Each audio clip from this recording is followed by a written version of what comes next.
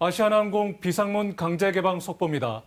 사고 발생 5일이 지났습니다만 안전 조치는 적절했는지, 구조적 문제는 없는지 진행 상황은 제대로 알려지지 않고 있습니다. 그런데 또 다른 문제가 불거졌습니다.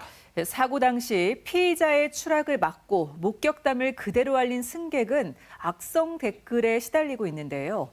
선의로 당시 상황을 알렸다가 비난을 받는 황당한 처지에 몰린 이 승객은 법적 조치를 해서라도 진실을 규명하겠다고 밝혔습니다. 보도에 신병철 기자입니다. 아시아나항공 여객기가 비상문이 열린 채 착륙한 직후인 지난 26일 낮 12시 41분.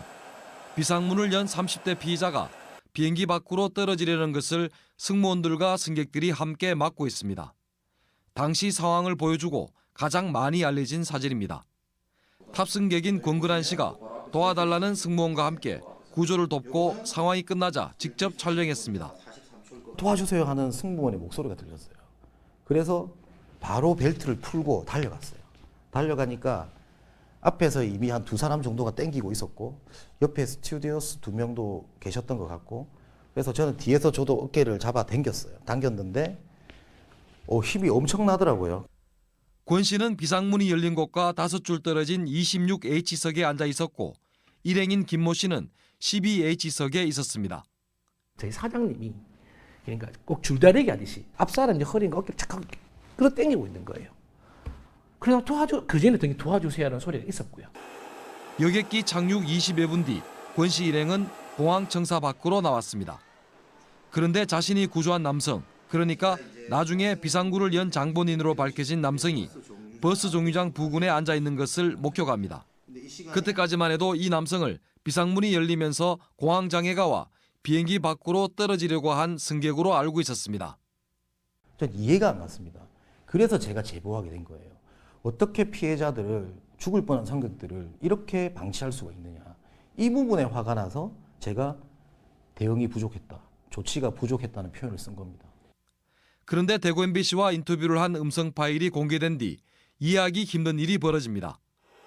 또 다른 탑승객이 자신의 목격담을 SNS에 올렸습니다. 시간대별로 정리한 것으로 권 씨 인터뷰와 사실관계에서 별 차이가 없었습니다. 그런데 권 씨 인터뷰가 거짓이고 승무원이 대응을 못한 것이 아니라며 여론몰이나 공격하지 말라고 했습니다. 그리고 이 글이 확산되면서 SNS를 통해 비방 댓글이 무차별적으로 퍼졌습니다.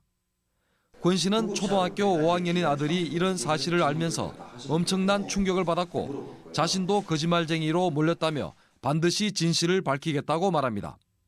저는 이제 사실 제 입장에서는 명예를 심각하게 훼손당했다고 생각하고 있고요. 그래서 이 부분을 결국은 이제 정보통신법상 명예훼손이 되겠죠. 이 부분에 대해서는 법적 조치를 취할 예정입니다. 그리고 진실을 밝힐 예정입니다. 예.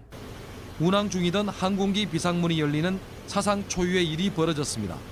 그런데도 안전조치 검증이나 조사는 뒷전으로 밀려난 채 위기 상황에 나서 큰 불상사를 막은 탑승객은 오히려 마녀 사냥식 공격을 받는 어처구니 없는 일이 벌어지고 있습니다. MBC 뉴스 신병철입니다.